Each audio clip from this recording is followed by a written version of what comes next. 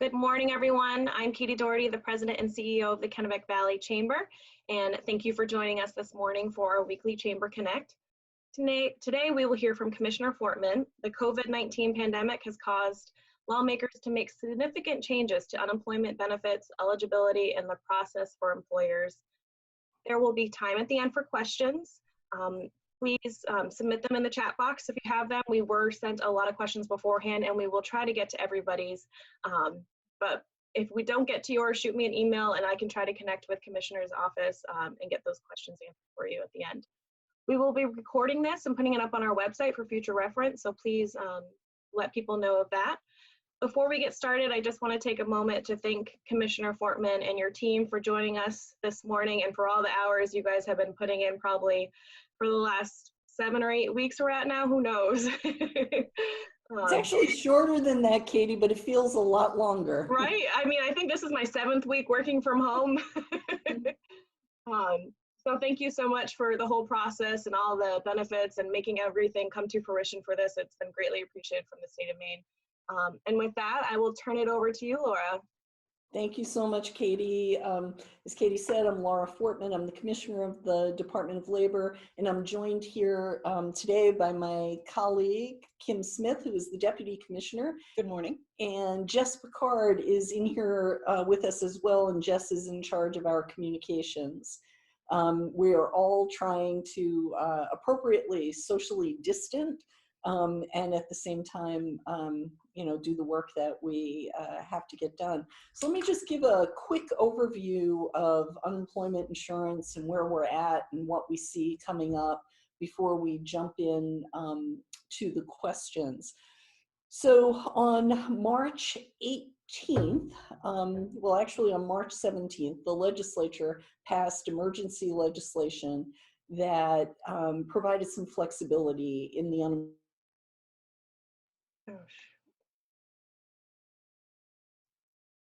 that for traditional unemployment, someone must have had a certain amount of earnings. You need to be monetarily eligible. And that means that in the previous 5 calendar quarters, you've earned, it's a little bit more than $5,100. And in the 2 calendar quarters, you've earned a little bit more than $1,700. So that's monetary eligibility. You must have lost your job through no fault of your own.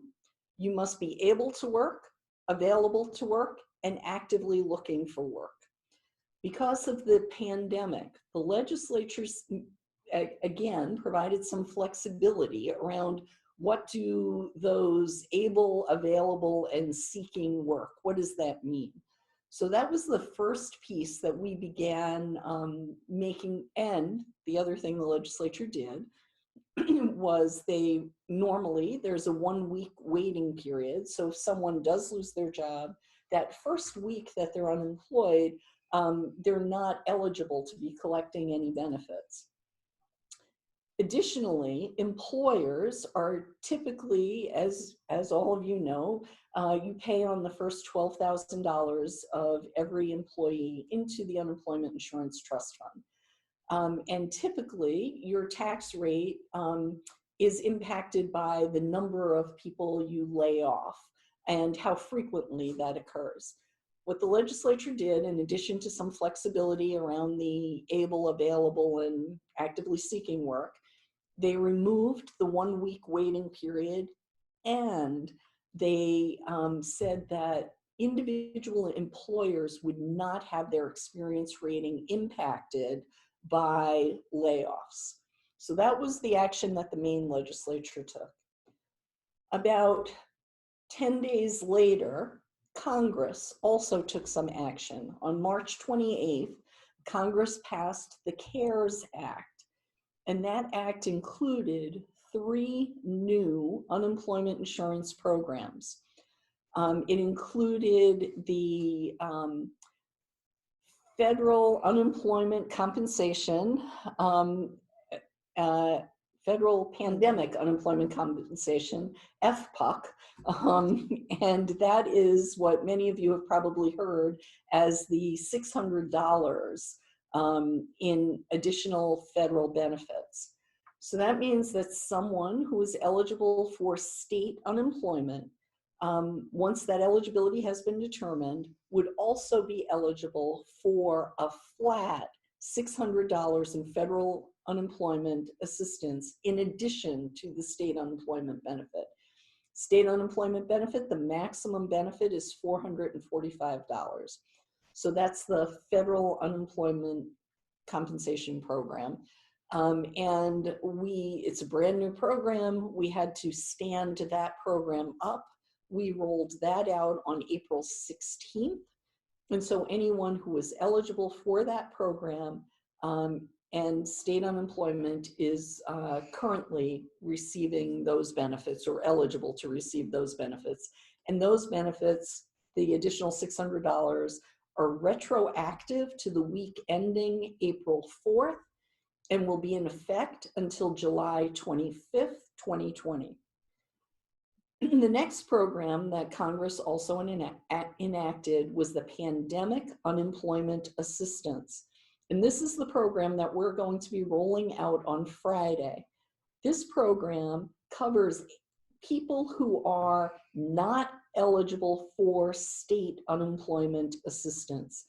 So these are folks who are typically self-employed or have not met the monetary eligibility that I mentioned previously, or have other conditions that traditionally are not covered by unemployment insurance. So they may need to be staying at home because they're taking care of someone who has is either affected by COVID-19 or is at risk of has some sort of compromised immune system. So those folks are also covered by the Pandemic Unemployment Assistance Program. And again, we are rolling that out on Friday. And then the third program that Congress enacted is the Federal Pandemic Unemployment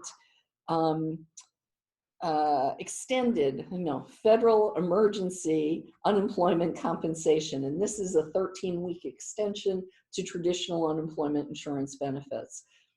Normally, unemployment insurance is a 26-week program. This adds an additional 13 weeks on it so that you would have 39 weeks of benefits. The state also has a 13-week extension program if unemployment hits, I forget what the level is, but it's like an additional 10%. Yeah, so it's the state extended benefit program, and it looks at weekly claims. And it's the average of those weekly claims over a 13-week period as it compares to the previous 2 calendar years. So there's 2 triggers. First is it has to be there's a dramatic increase in the number of weekly claims that are filed. We have definitely hit that already.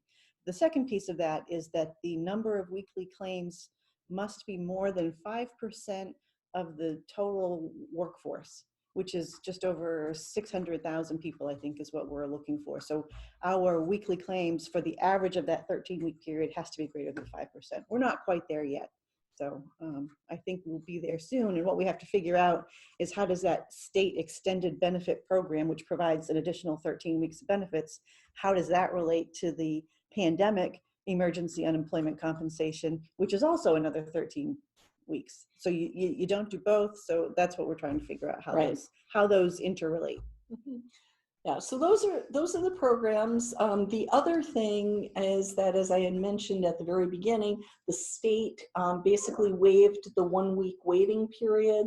The other piece that the CARES Act did was it said that any state that waived that 1-week waiting period, those funds would be paid for with federal dollars. So that will not impact the state unemployment insurance trust fund. And all of these other federal programs are also being paid for out of federal funds.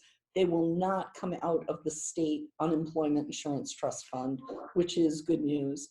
And finally, I think actually, I just wanted to add, so even on the state extended benefit program, normally that's a 50-50 state federal match, but under the CARES Act, that state program is also 100% federally funded. So that also does not impact the trust fund. Yeah, that's great. And then the other thing that they did is that there are certain organizations that are direct reimbursable. So rather than paying into the unemployment insurance trust fund, their workers are covered by unemployment insurance if, again, they've lost their job through no fault of their own, they're able to work, available to work, looking for work. But then when they lay those folks off, that organization is responsible for reimbursing the trust fund 100% of those unemployment benefit costs. What Congress did was they said that federal dollars will pick up 50% of that cost. So that was the other provision in there. So I think those are the things those are the different pieces that we're managing. Top line is that since about March 15th, we've seen about a little over 100,000 unemployment insurance claims filed. And we have currently paid out benefits to a little over 70,000 people. So about 70% of the people are currently receiving benefits. And I think that's pretty much, Katie, the big picture, but I'd be happy to answer any questions.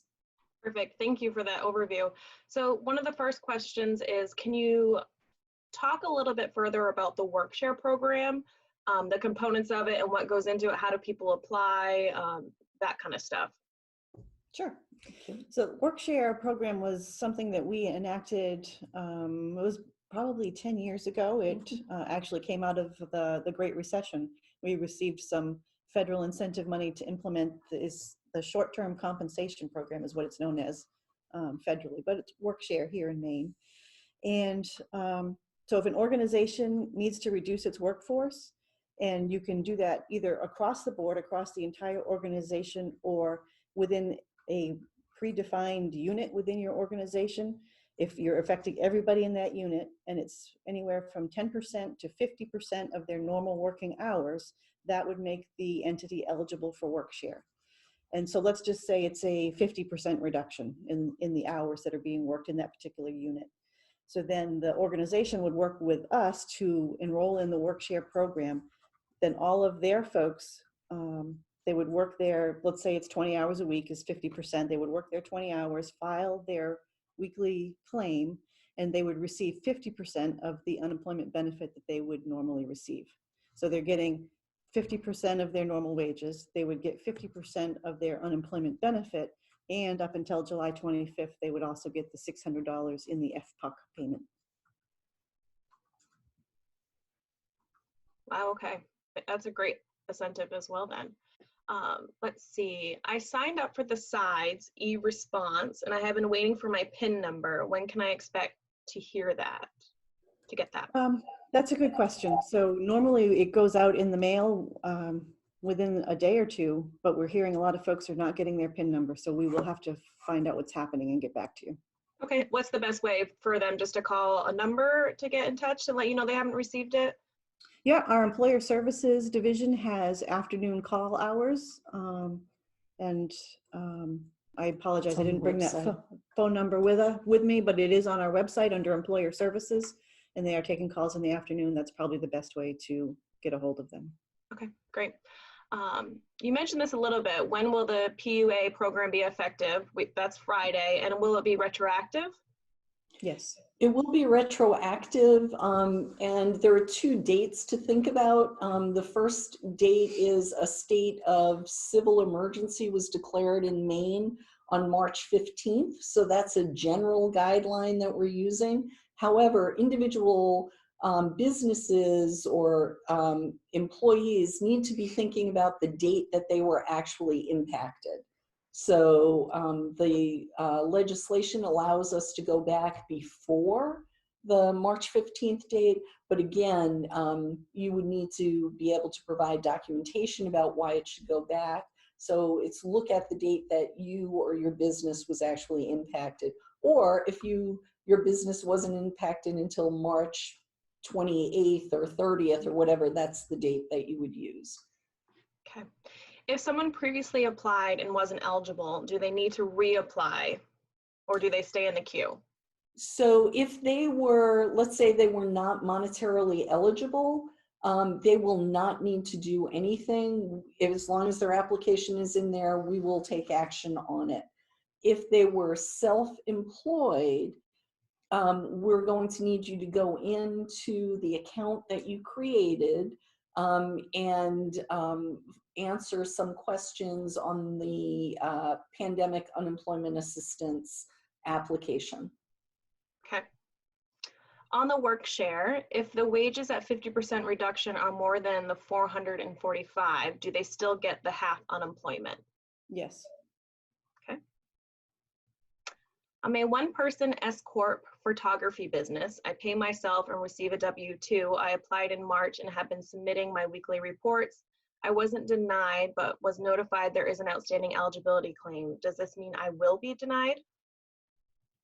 Now, this sounds like you're probably covered under state unemployment. Right. And so one of the things that we did last week was we expedited and streamlined the process so that there were a number of people who were determined to be eligible in a group and a number of people who were denied. The reason we did that was so that cases like this that require one of our benefit specialists to look at, that it could free them up sooner. And so you'll be hearing from someone shortly on this. Okay. Let's see. What do employees need to do who did not receive their unemployment benefits when they were out on furlough due to errors in the unemployment computer system that can't be resolved? Our employees continue to call but are unable to speak to anyone. So is there anything the employers can do to streamline that? So, I mean, I don't know if it's errors in the computer system or if it's the way that information has been captured. One of the ways that a number of employers have been incredibly helpful is if there is a layoff, they're providing spreadsheets to us, providing the wage data and the information about their employees so that we can process those more quickly.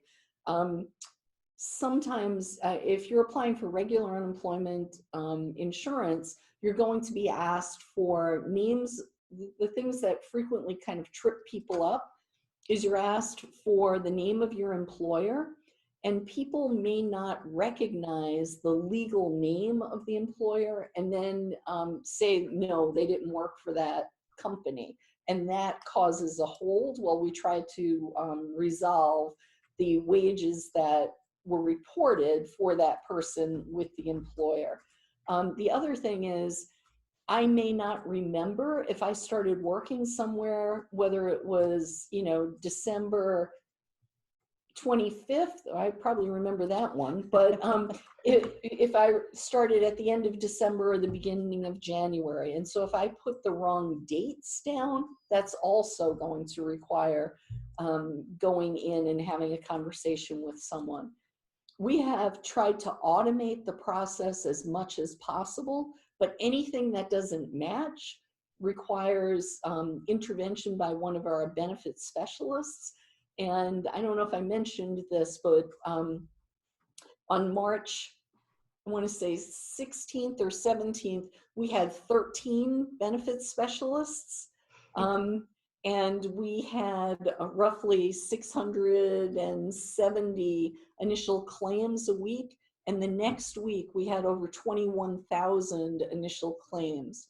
So you can see how if there's anything that, that doesn't match up in the documentation and requires intervention, it would be backlogged. We have hired a Maine-based call center to work with us, and there are now 100 people who are also doing that, but the specialized unemployment insurance expertise is still held by, the in-depth knowledge is still held by a fairly small group of employees, and we've pulled people from across the department.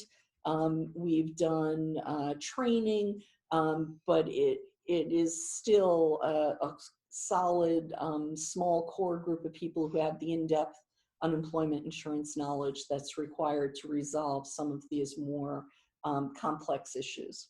So last week, the commissioner also joined Dr. Shaw in a press conference and talked about some decisions we made last week to in essence, waive things we normally wouldn't waive.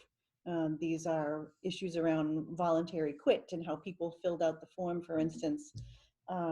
Those would normally require a fact-finding interview, but if they occurred within a certain time frame, we just automatically assumed those are all related to COVID-19, and we released those. So people, about over 10,000 people last week got a decision and were able to move forward. Some of the other things that we're doing are, rather than holding fact-finding interviews, we're just doing a paper review, a desk audit, if you will, going through claims.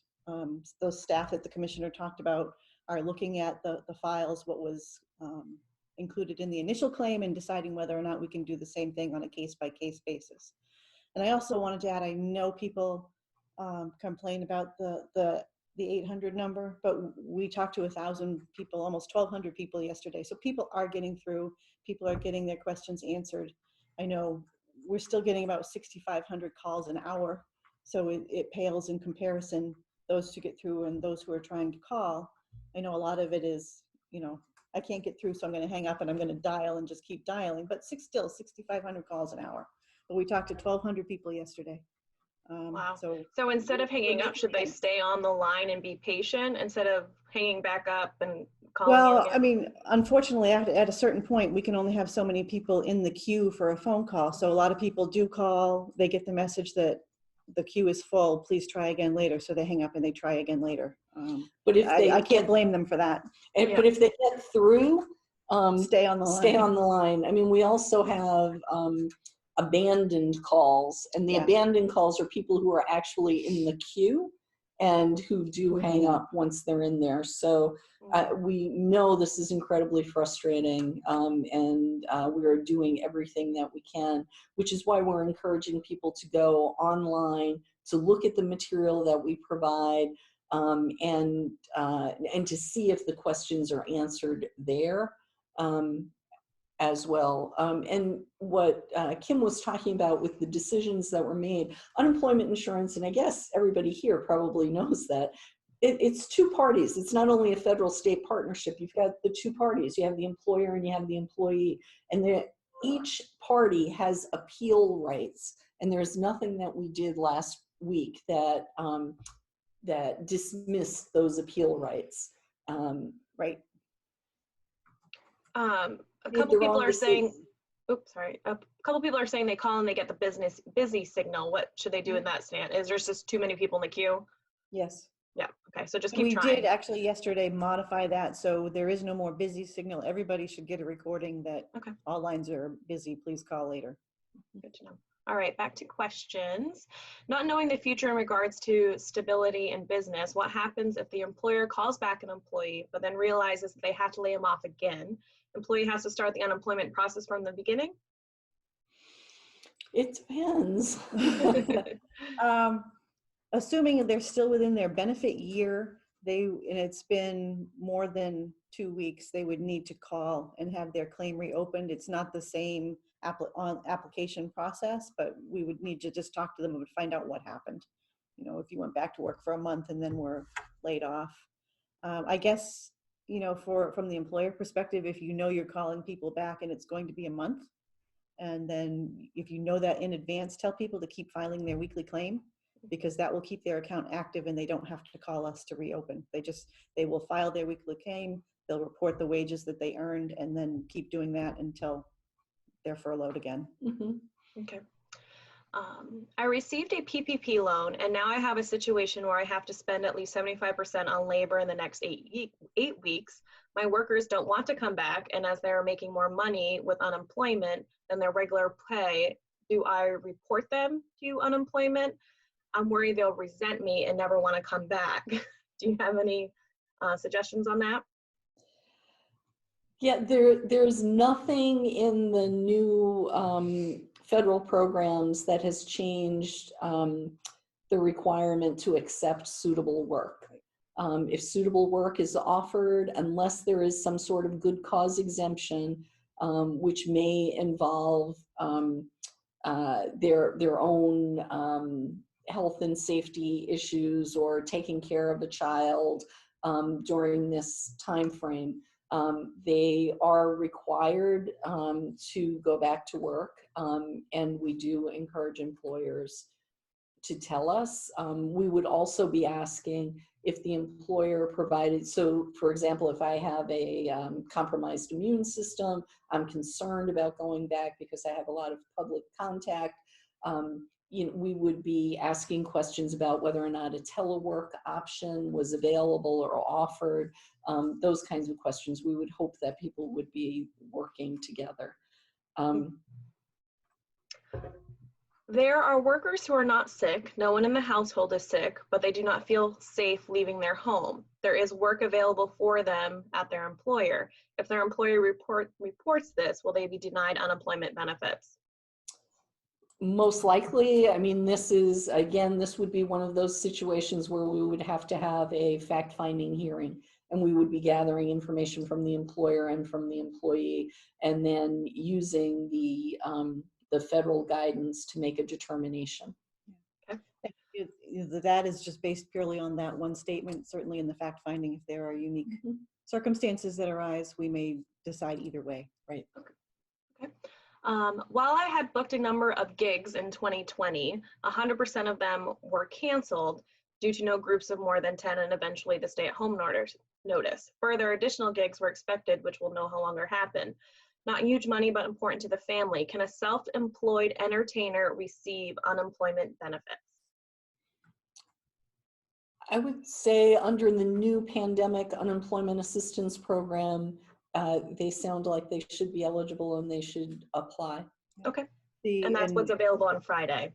That's what's available on Friday, and as long as there is some kind of tax filing that supports those wages, there shouldn't be an issue. Perfect. And just to be clear about what's happening on Friday is that for those self-employed people, they will receive $172 in federal unemployment assistance plus the $600 as well. And then in mid-May or the end of May, we're doing this in a two-phased approach. The first phase is we want to get money out to people as quickly as possible. So we're going to provide that benefit level. And then there will be an opportunity for people to upload the kind of documents that Kim mentioned later in the month. We will notify you using the email address that you provide when you apply, so that again, we can do this in an orderly fashion. And if you are entitled to more than that 172, which is the base that we're providing, it will be retroactive. Okay. There are businesses that are hiring. What is the incentive for someone to go back to work? Well, I think that, as one of us mentioned earlier, this additional $600 is only available through July 25th. And I think, most people need employment as a long-term situation, and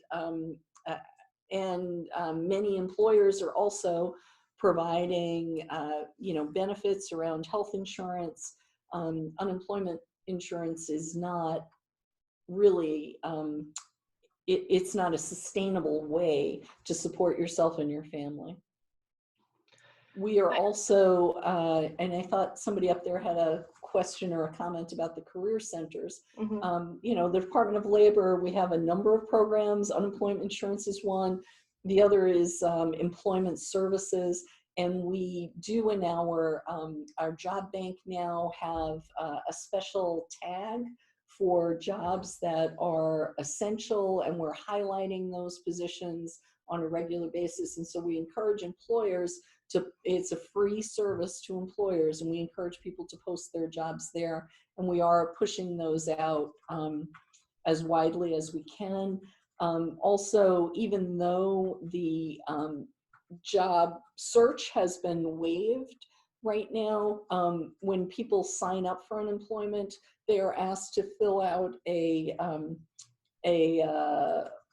basically a resume that then gets posted on the job bank, and people need to do that now so that once things kind of return to the normal operating business, they've got that information there.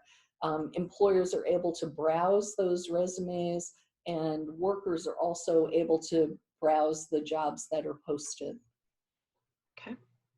My business has been closed since March 25th, but will reopen on a part-time basis next week. I usually take an owner's draw. Am I eligible for any program? Also, my employees will be returning, but at 1/4 of the hours. Do they fall under the work-share program? Work-share is a specific agreement between the employer and the Department of Labor, you can still be eligible for unemployment insurance if your hours are reduced and the amount that you're earning is less than the maximum, than what your maximum weekly benefit would be. So benefits range from $172 to $445. So it's, so some of those employees may still be eligible for a partial unemployment benefit in addition to the wages that they're earning. And I would just add the work share, the reduction must be between 10 and 50%. So a 75% reduction would not be eligible for work share. But at 25% of their wage, they may, if it's still less than their weekly benefit amount, then they would be able to still receive unemployment if that's the case. And until July 25th, if you are receiving at least $1 in unemployment, whether it's from the state unemployment program or the new pandemic unemployment assistance, you will receive that additional $600 on top of that. Okay. Are the fact-finding interview, go ahead. I think I saw an earlier work share question that wanted to know how flexible it is. Once you have a plan with the department, you really need to stick with that plan. We can modify it over time, but it's not something that can fluctuate from week to week. Okay. Are the fact-finding interviews waived? We still have employees being disqualified and are being told they need to wait for their fact-finding interviews. I've sent updated information, but they are still not receiving benefits. So fact-finding interviews are not waived in their entirety. There are certain issues that we have decided not to hold a fact-finding for, but one in particular where we will at least do a paper review, if not hold the fact-finding, is if there is remuneration paid at the time of the furlough. So that's one thing that will hold up a claim. Okay. How do employees apply for the retroactive weeks? It would be through the Reemploy Me system, either through, if you're self-employed, that route, or if you're filing a traditional claim for benefits, you go into the Reemploy Me system, and under the weekly claim option, there is an option to do past weeks. And it used to be 2 weeks, but during this emergency situation, we're allowing people to go back up to 5 weeks before they have to. We can go back further, but you have to call and talk with one of our claims representatives. Okay. What is the best way for an employer to notify unemployment if a temporary furlough is now a permanent layoff? Rapid response?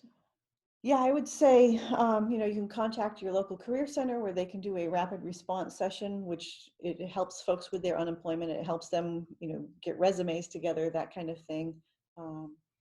And our rapid response team has also been working with employers to get the spreadsheets so that that information can be entered as quickly as possible. I mean, we've mentioned the career centers a couple of times. The career centers traditional job is not dealing with unemployment insurance, but they have had some training in it and can be helpful with, basic information. They can serve as a good conduit and connection to the Bureau of Unemployment Compensation. They also have been trained to handle password resets. We see lots of people who are having trouble with their passwords, and the career centers have done a great job helping out in those areas. And they can also talk to employers about any other training opportunities that may be available, and thinking, as creatively as possible under these circumstances. Okay. There are workers who are not sick. and no one in the household is sick, but someone in the employee's household has a compromised immune system, and the employee has a doctor's note that says it would be better if the employee cannot return to work in order to reduce potential exposure to their family members. There is work for them at their employee, but because of the situation, will this employee be allowed unemployment if they stayed home? Again, we'd have to look at it, but one of the specific criteria under the pandemic unemployment assistance addresses situations like that.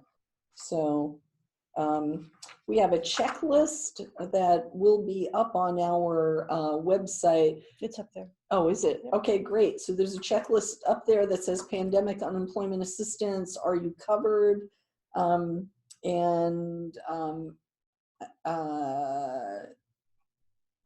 I think that's one of the reasons that that it is covered by the federal. So then the question is teleworking a An option. possibility? Okay. From what I've researched, a self-employed individual cannot have both the PP loan and the unemployment. You would need to pick one or the other. Is that statement correct?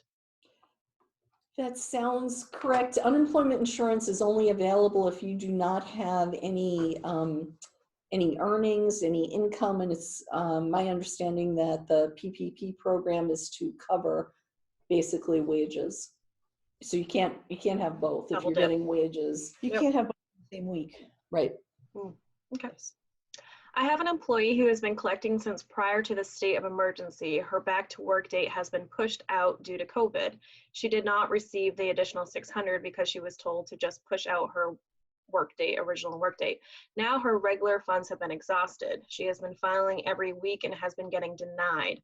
It would seem to me that she would have been getting the $600 for her back to work date originally and to present what is the best course of action for her. I realize that a new funds as of Friday are for people who have been affected, denied by COVID, but it seems hers is a bit messed up. Any suggestions on helping that? So the $600 was effective starting on March 29th, which will be the week ending April 4th that the commissioner mentioned earlier. So if she if she received benefits for the week ending April 4th, then she should have also received the $600. If she's exhausted everything that was available to her in her benefit year, then the next option is either the state extended benefit program that I think we'll be triggering on here in a few weeks, or the pandemic emergency unemployment compensation. Both programs are the additional 13 weeks of benefits. Okay. Should employers be filing work refusals, the B-12 forms, for employees that are refusing offers to go back to work? Yes.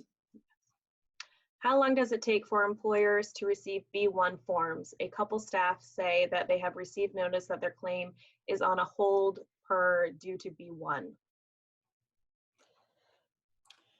And normally those are mailed out with, again, 1 to 2 business days after the initial claim is filed. And,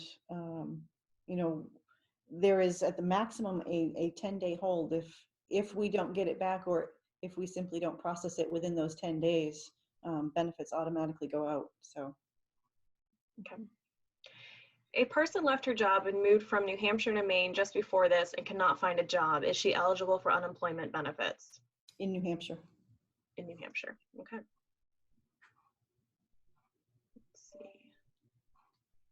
I'm getting questions from emails on the chat. Let's see. My husband and I owned a seasonal restaurant of 33 years. Will filing a PUA be difficult? In other words, will there be questions that need explanation to answer because of the seasonal nature of our business? We have not been open and typically don't open till June 1st.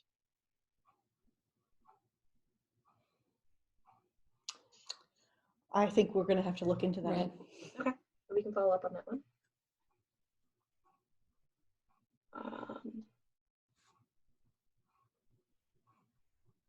How will the website specify which unemployment program our self-employed folks are applying for so that they fall under the new PUA program? It's the same program, so there will be an option on there of, are you self-employed? And then you just answer those questions.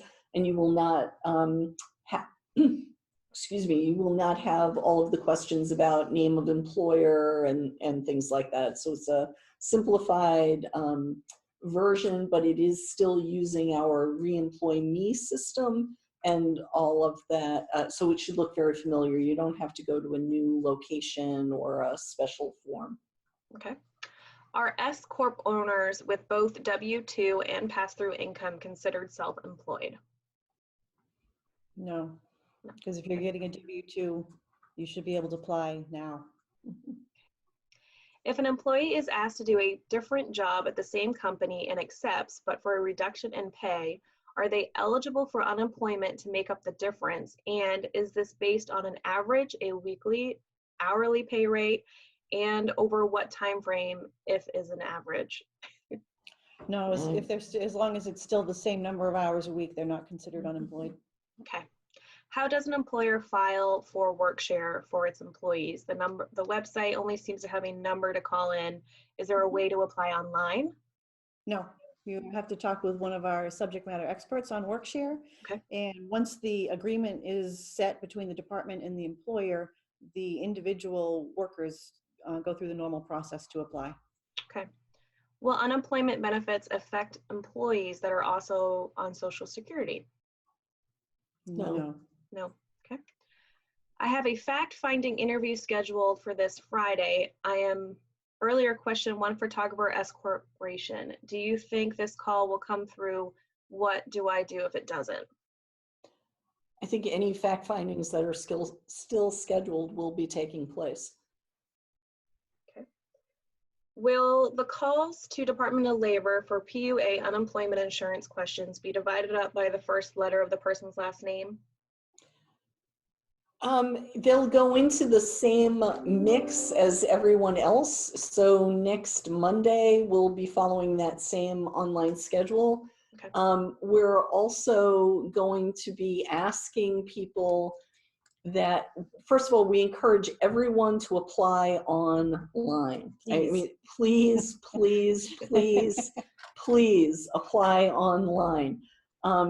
And we are going to be asking people to use that same sort of schedule, and we'll post it for Friday. One of the questions that we have been receiving is, can you guarantee that your computer system is going to be able to handle the influx of calls the influx of demand at 8:01 on Friday? We are as confident as we can be. However, we are asking for help. There is nothing about the unemployment insurance that means that you have to apply for it at 8:01 on Friday. We are going to ask, we'll divide it into 2-hour blocks. So from like A to H, from 8 to 10, I through Q, from 10 to noon, and then R through Z from noon to 2. We would just ask people to do that in the spirit of collaboration and cooperation. There is nothing about the actual computer programming system that should not be able to handle it.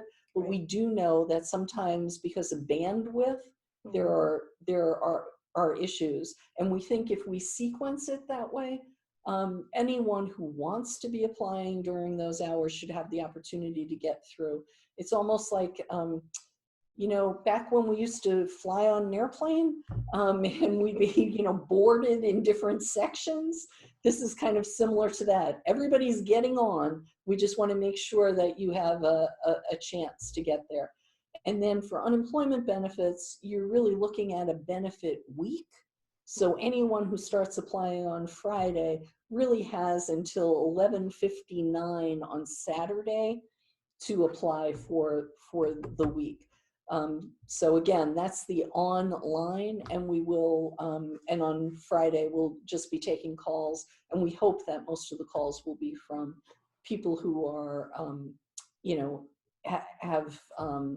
have issues and who have not been able to apply online. But that's your first resort. Online, please. Okay. With the Simplified workshare, form. with the workshare program, is the 18th month employee earning history requirement still in effect for this program in the current circumstances of the pandemic? Yes. If a partner showed very little to no income on their 2019 K1 due to accelerated depreciation and tax strategies, what would they put as their income from self-employment, and are guaranteed payments included? I don't have the schedule in front of me. Yeah, I believe it's the net income we're working from, not the adjusted gross. But I'd have to double check on that. And I don't know how that relates to the schedule, honestly. Mhm. But we will have that information, and that's the information that we will be asking for later in May. And before then, we'll provide additional guidance. Also, anyone who is eligible, who is self-employed, will be receiving that $172 a week plus the $600. Okay. What about those employees who were on unemployment before the emergency declaration? Do they need to reapply or continue to submit weekly claims? What if the available funds run out during that time period? Are they eligible for extensions? I'm not sure I understand the question, but it seems like you do. Well, I understood the second part of that question. So yes, they're definitely eligible. They would be eligible for extensions. Anybody who exhausts their benefit year would be eligible for the extensions, and that would include the extra $600 through July. Okay. So what was the first part of the question? It was So if about they were running out of receiving funds. unemployment before the emergency declaration, do they need to reapply? Not as long as their claim is active. If they've continued to file their weekly claims, they are active, and they won't need to do anything once either extended benefits or the pandemic 13 weeks are applied. They will just automatically be rolled in. Okay. Just for clarification, if an employer has accepted PPP funding for payroll, then UI compensation is not available for the same pay periods the PPP is funding. And is this question separate from the PUA eligibility? Unemployment insurance, the basic thing is you're not working, you're not receiving any wages or income. So if you are receiving wages, it doesn't matter what the source of that is, but that makes you ineligible to receive unemployment insurance. And people should still file their weekly claim and report those wages. If They may not get their unemployment benefit if those wages are greater than their weekly benefit amount. But okay. If an individual does not have internet access, how should they file? They would usually use a career center or a library for computer access, but it's not available at this time. What are the other ways? Calling in? You can call in. There are also, I know a couple of town offices that are providing that option for their residents, as well as some community organizations and groups, but it would be calling in. If it's the Wi-Fi that's the issue, I think a lot of libraries have left their Wi-Fi on, so you can sit in the parking lot, for instance. Good to know. So it might be worth checking to see if that's possible. Okay. A follow-up question on that original PP funding with the UI, but what about partial reductions even with PPP?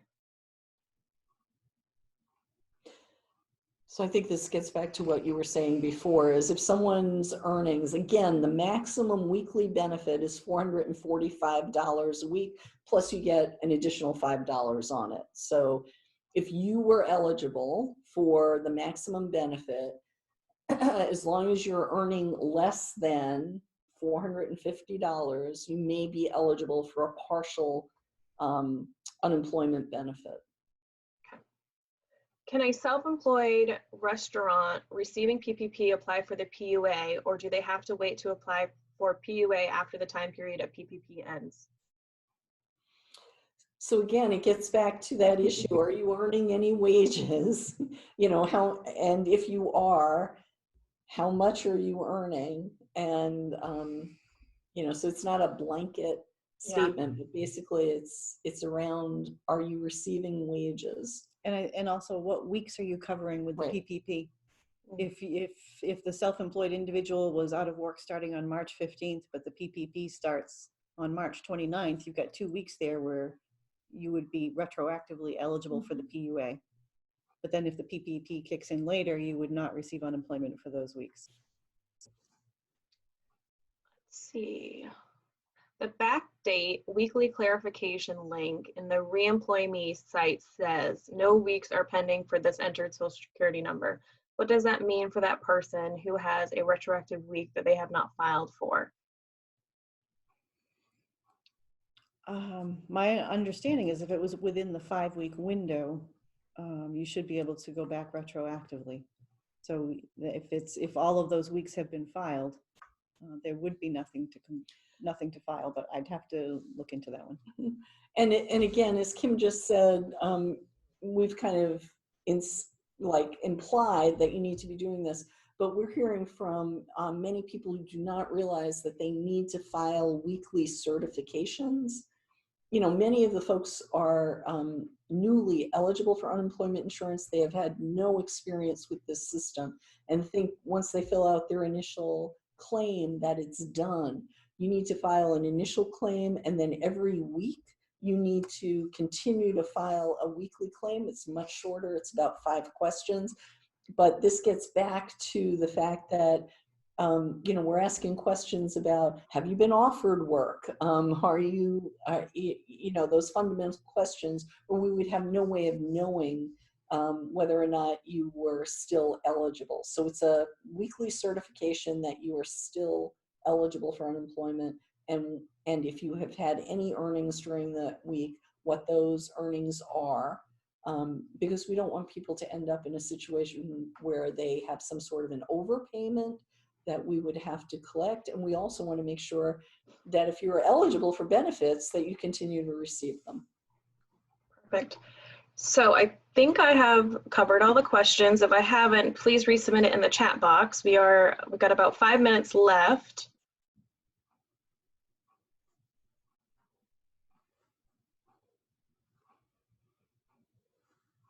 Let's see.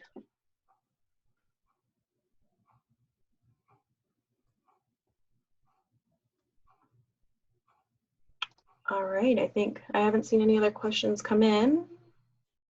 I see a question. Oh, there it is. Not Oh, yeah. reporting remuneration. Yeah. And Yep. the individual received benefits for that week. So if during the fact-finding interview we find that we, in essence, overpaid benefits for that week, we would set up a repayment plan. It's not that we would take a whole week's worth of benefits. We would stagger that. Okay. What is the timeline to approve people for extensions? Right now, we're focused on getting out the PUA program. We're looking at, you know, speccing out the changes that are needed for the pandemic 13 weeks as well as the extended benefits. So I don't have a timeline just yet. Okay. Perfect. Any other last minute questions? Yeah, let's see. My regular benefits run out in 3 weeks. Will the extended 13 weeks kick in?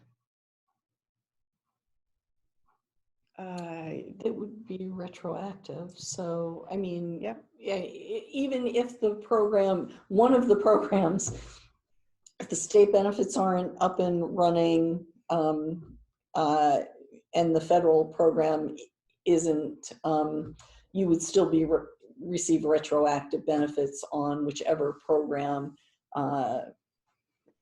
kicks in first.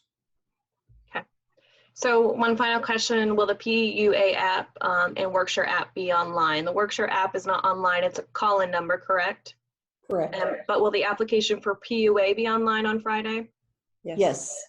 And that's our regular Reemploy Me website. Yep, it's maine.gov/unemployment, and there's a icon down in the bottom to enter the Reemploy Me system.